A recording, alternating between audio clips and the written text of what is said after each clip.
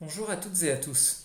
Alors la vidéo d'aujourd'hui va traiter de la thématique de tout ce qui est autisme et tâches ménagères et aussi des codes sociaux. Donc en fait la partie tâches ménagères va être utilisée surtout pour illustrer les codes sociaux. Donc c'est des choses que j'ai déjà mentionnées dans certaines de mes vidéos. Donc la thématique des codes sociaux notamment a été utilisée par exemple quand je parlais de l'habillement dans la vidéo sur tout ce qui est hypersensibilité au toucher. Ce qu'il faut savoir, ou alors même hypersensibilité visuelle, donc avec les lunettes de soleil qui sont mal perçues comme codes sociaux par exemple dans la vie de tous les jours. Et aussi, je vais juste, avant de rentrer dans le vif du sujet, faire une petite annonce. Je précise que je préfère la faire maintenant, puisque c'est des infos que je dis parfois à la fin des vidéos, mais certaines personnes zappent. Ben voilà, quand arrive la fin des vidéos et que je commence ma petite promotion, notamment quand je parle de mon livre Les mondes de l'autisme, dont vous avez un lien, si vous voulez vous le procurer, donc dans la description vers Amazon. Mais du coup, oui, la petite annonce, c'est juste que cette vidéo sera la dernière du type autisme et quelque chose, donc qui sont les vidéos que j'ai fait le plus fréquemment, les vidéos qui font le plus de vues aussi, parce que en fait, il y a plusieurs raisons à ça. Alors, la première des raisons, c'est que j'ai fait le tour du sujet, en tout cas des principales questions qui reviennent pendant mes conférences. L'autre chose, c'est que j'essaye de me démarquer un petit peu de tout ce qui est autisme. Et aussi, et une dernière chose, c'est que j'ai envie en fait de faire un petit peu plus de choses en lien avec mes passions plutôt qu'avec mon handicap. Par contre, ce que je précise, c'est que dans les vidéos qui vont suivre, la thématique de l'autisme sera quand même traitée, mais indirectement. C'est-à-dire que je vais essayer de faire, je vais faire une série de vidéos sur tout ce qui concerne l'aspect communauté. Et du coup, ça traite de la socialisation. Et là-dedans, je mentionnerai le syndrome d'Asperger. Et aussi, je vais faire donc une série de vidéos. J'ai longtemps hésité, pendant longtemps, je ne pensais pas le faire, mais je vais traiter tout ce qui est finance, conseil en finance personnelle, donc plutôt pour les classes populaires, même si certaines vidéos peuvent s'adresser à tout le monde, parce que c'est un sujet que j'aime bien, que je commence à bien maîtriser. Donc voilà, donc pour revenir au sujet principal, donc maintenant je vais donc, traiter de la thématique des tâches ménagères et aussi des codes sociaux. Alors en fait, pour illustrer la thématique donc autisme et tâches ménagères, j'ai décidé de prendre en exemple du coup mon canapé et ma table de salon. Je vais vous monter trois trucs, trois situations successives. Donc en fait, comment c'était approximativement au moment du premier confinement, donc quand j'étais totalement isolé, donc j'habitais encore à Rennes, comment c'est habituellement et comment c'est l'état de ces choses-là. Donc quand il y a des invités, par exemple quand je fais un petit peu plus d'efforts et je développerai ensuite ça dans une nouvelle, dans une autre partie. Donc ici, je vais vous montrer comment était par exemple ma table de salon approximativement pendant le premier confinement. Donc j'avais eu un certain laisser-aller, le fait d'être totalement isolé. Ici, alors là, c'est les restes de mon petit-déj, mais bon, c'est vrai que je mettais du temps à tout débarrasser. Bon, des serviettes, une carte. Il y avait beaucoup de choses comme ça qui restaient. Voilà, on va dire que c'était pas très bien rangé. Donc bien sûr, ici, c'est une reconstitution.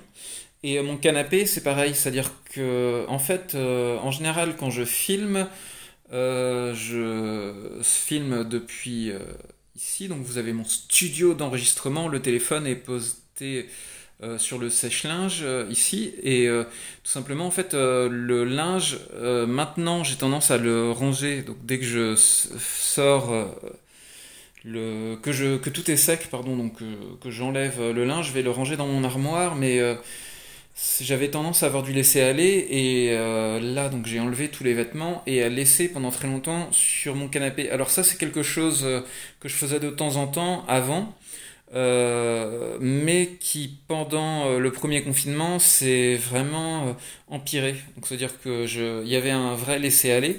Les choses qui changent pas trop, par contre, ça va être tout ce qui concerne mon bureau en fait, qui vont bon, ça change pas trop. C'est comme ça un petit peu euh, tout le temps, sauf quand je reçois des invités. Et du coup, maintenant, je vais vous montrer une vidéo de comment c'est à l'état normal quand je reçois pas forcément d'invités. Donc, ce que vous voyez, c'est que du coup, en général, donc j'enlève les choses du petit déjeuner ou du repas. Donc là, bon, il y a la tasse qui reste souvent ici parce que c'est ce qui me sert pour toute la journée, pour quand je bois des cafés ou de l'eau aussi. Donc le masque. Bah là, c'est le truc avec les lunettes de soleil, mes clés, un masque, oui, bien sûr. Il y a un crayon aussi sur le plateau, et aussi souvent la tasse à café, ça j'aurais pu l'enlever parce que je l'enlève assez souvent, ça va dépendre des fois. Donc on voit que c'est pas forcément très bien. Donc le sac à dos qui est ici avec les chaussures. Sur le canapé, alors maintenant, comme j'ai dit, je laisse plus mon linge traîner sur le canapé. Il y a juste deux, trois choses. Donc ça c'est le jogging dès qu'il fait un petit peu plus froid et le pull à capuche que je mets. Donc ici, ça c'est comme j'ai pas de housse de canapé, en fait je m'assois sur une serviette, donc que je mets régulièrement bien entendu à laver, enfin je change de serviette. Mais voilà, donc je pense que c'est moins bien que chez les personnes lambda, et c'est vraiment orienté vers ce qui est pratique. Donc encore une fois, le masque, les lunettes de soleil, les vêtements au cas où il fasse un petit peu plus froid. Par exemple le soir, je vais plutôt prendre ces vêtements-là. Et maintenant, vous allez voir comment est rangé du coup ce coin. Donc quand j'ai des invités qui viennent à la maison, donc vous avez juste la tasse qui est sur son dessous plat, qui est décorative, les coussins qui sont mieux rangés, la télécommande donc qui était sur la table auparavant que j'ai mis à côté de la télé. Donc je pense que là, ça ressemble beaucoup plus à comment ça se passe chez quelqu'un de lambda. Donc, vous avez bien vu la différence entre ces trois états. Alors, ce qu'il faut savoir, c'est que, en ce qui me concerne, j'étais pendant très longtemps l'état de l'appartement. Donc c'est du canapé et de la table basse que je vous ai montré était assez révélateur voilà, de l'état de mes logements en général. Et jusqu'à ce que je vienne habiter à Saint-Malo, en fait, c'était en général, l'État était à mi-chemin entre entre voilà l'état du premier confinement et l'état habituel. Donc, j'ai montré tout à l'heure. Alors, il y a plusieurs choses. Ça peut poser problème pour plusieurs choses. Et la principale, en fait, c'est que, par exemple, donc là, j'ai parlé surtout de rangement, mais c'est un petit peu pareil pour ce qui est laver le sol ou autre. C'est-à-dire que je le faisais globalement, je ne le faisais pas assez régulièrement. Je faisais que à peu près, on va dire, une fois tous les 2 mois. Et pendant le premier confinement, en fait, il y avait eu un moment où la dernière année, je l'ai fait beaucoup moins régulièrement. Là, c'était plutôt tous les 4 à 6 mois euh, pendant la période des confinements ou autre. Donc c'était très compliqué. J'ai eu de la chance aussi de tomber sur quelqu'un de compréhensif qui, au niveau de la caution, donc quand j'ai récupéré la caution pour mon appart de Rennes, donc j'ai pas récupéré entièrement bien sûr, mais la personne en fait de l'agence, j'ai expliqué un petit peu donc bah, ma situation, certaines problématiques, et j'aurais pu perdre beaucoup plus de caution. Et je vais vous expliquer en fait le lien entre tout ça et l'autisme. Parce que ce qu'il faut savoir, du coup, c'est que il y a des cas similaires et même largement plus pire que moi, on va dire, que j'ai rencontré des personnes qui avaient leur logement dans un état assez critique que je rencontrais dans des assos en lien avec l'autisme. Je me souviens notamment d'un couple à Brest donc, qui venait au café rencontre d'Asperanza qui disait que l'état de leur appart, c'était leur canapé, c'était vraiment une montagne de linge qui avait dessus. Ils faisaient pas, vraiment pas régulièrement le ménage. Il y a d'autres personnes aussi. Donc une personne qui habitait chez ses parents et c'est les parents et lui-même disaient que la chambre était catastrophique et dans les deux cas, en fait, ils voyaient pas tant que ça de problème parce que dans les deux cas, ils ne recevaient personne chez eux. Et à l'inverse, j'ai vu quelques cas de personnes autistes, vu ou entendu parler en fait de plusieurs cas qui étaient ultra maniaques, c'est-à-dire qu'ils faisaient, ils prêtaient mais vraiment beaucoup d'attention à ça, il fallait que tout soit tout le temps impeccable, et dans les deux cas aussi, ces personnes recevaient très peu d'amis chez eux, avaient des contacts sociaux qui étaient assez limités.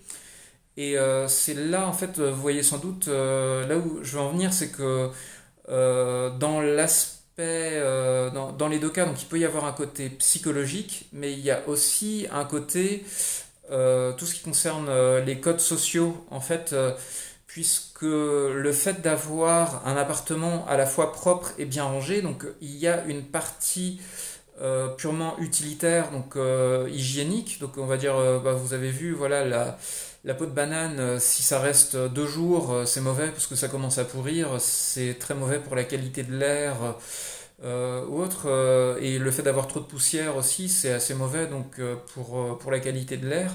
Donc c'est bien de faire le ménage régulièrement, mais il y a aussi dans l'aspect rangement une très forte connotation en lien avec les codes sociaux.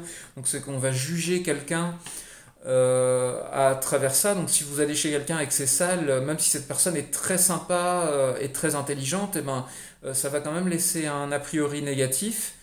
Et à l'inverse, voilà, si vous allez chez quelqu'un et que c'est propre et que cette personne est un peu moins intéressante, vous allez peut-être avoir, en tout cas concernant son logement, quelque chose un a priori assez positif.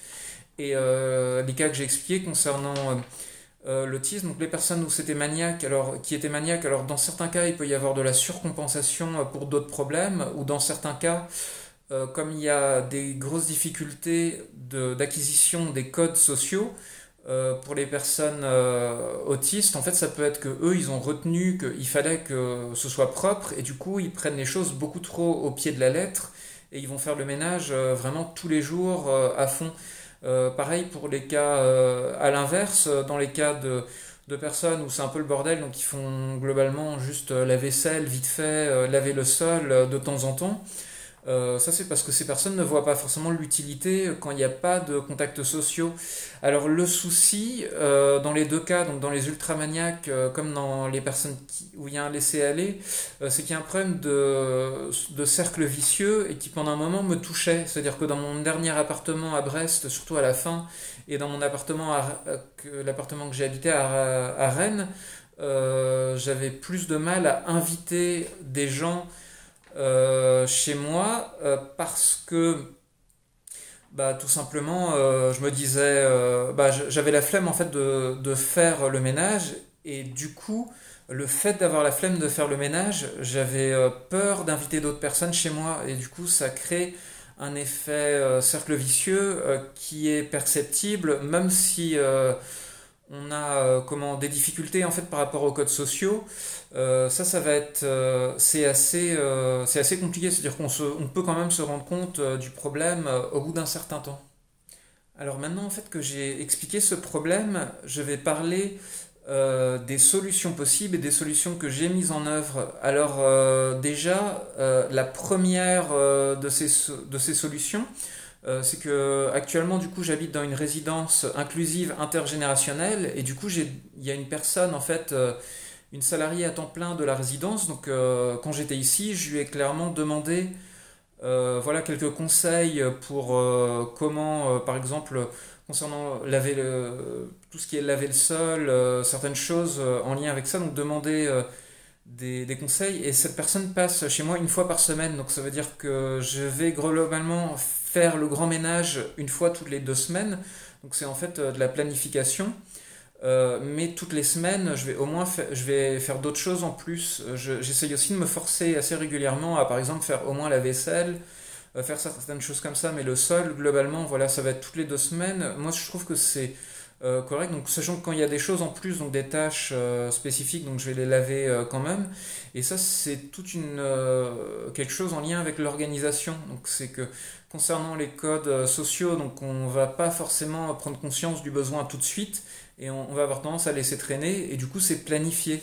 Donc c'est ce que j'avais expliqué globalement dans les problèmes d'organisation, mais concernant les tâches exécutives. En fait, sur son agenda, on peut tout simplement noter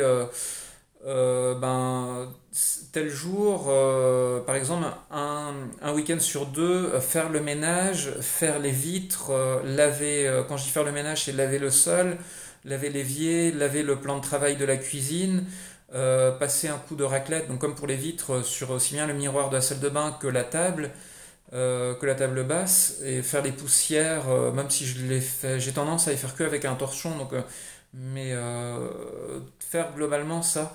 Et ça, c'est quelque chose qui est très important. Donc tout ce qui est planification, donc parce que en lien par rapport à tout ce qui est codes sociaux, en fait on a du mal du coup à appréhender certaines choses qui se font par automatique dans la vie de tous les jours et c'est en s'organisant qu'on peut réussir à vaincre ces problèmes.